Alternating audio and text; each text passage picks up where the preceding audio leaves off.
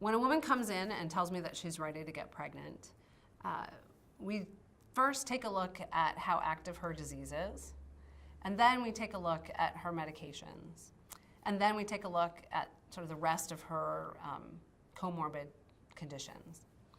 So first we look at her disease activity. We see how her joints have been doing in the prior 6 months. We might talk about how she's done in prior pregnancies.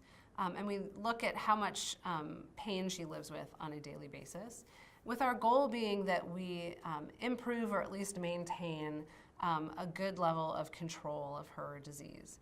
So it's my goal that women not be living in high levels of pain and not be living with ongoing inflammation, particularly that would be causing joint destruction and long-term disability. So next we look at her medications. And we switch from medications that would be risky in pregnancy to pregnancy-compatible medications. So the pregnancy-compatible medications I consider for women with rheumatoid arthritis or other inflammatory arthritis, hydroxychloroquine. It's a drug that's been around for decades and has been shown to be very safe in pregnancy with no known complications for the developing fetus. We use sulfasalazine, also kind of an ancient drug. It's been around for decades, also shown to be very safe in pregnancy. It's not used a lot in inflammatory arthritis, but I personally think it's a great drug. And if you have a patient who is on methotrexate and you're stopping it, sulfasalazine is a great choice. And then in terms of the biologics, or when you step beyond the sort of older oral medications, TNF inhibitors are really what I use.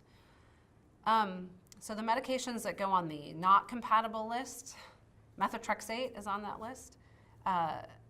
Leflunomide stays on the not compatible list. But leflunomide is worth a little bit of discussion. So leflunomide, when it came on the market, really the data suggested from animals that it caused major birth defects in a large number of offspring. It was thought to be extraordinarily problematic in pregnancy, and it was when we looked at it in rodents. 15 years later, there was finally a collection of pregnancies enough to be able to say that, oh, it doesn't appear to actually cause major complications in human pregnancies. So there was a very lovely study that was published in 2010 that compares women who conceived while taking leflunomide and stopped it, everybody stopped it, to women who also had rheumatoid arthritis but weren't taking it, and to healthy women out in the population. And what we found was that there was no increase in pregnancy loss with taking leflunomide and no increase in birth defects. So that's not to say that you should be taking leflunomide during pregnancy, but it tells you that it's probably not a crisis if a woman conceives on it. And what I still recommend is that you stop leflunomide prior to pregnancy, that you check a blood level of the drug, because you really would like there to be no drug in the patient when she conceives, and you give cholestyramine, which basically is a medication that washes out the drug if she still has drug in her. If she conceives on it, you basically stop it immediately and you give her the cholestyramine. So leflunomide stays on my not compatible with pregnancy list, but not because it actually appears to cause major pregnancy complications in people, just because we're worried it might.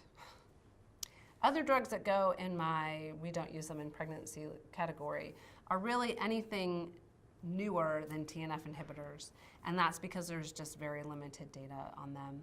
So we're still waiting for any kind of data that helps us understand the safety of any of the newer biologics, and particularly any of the newer small molecule drugs that are on the market.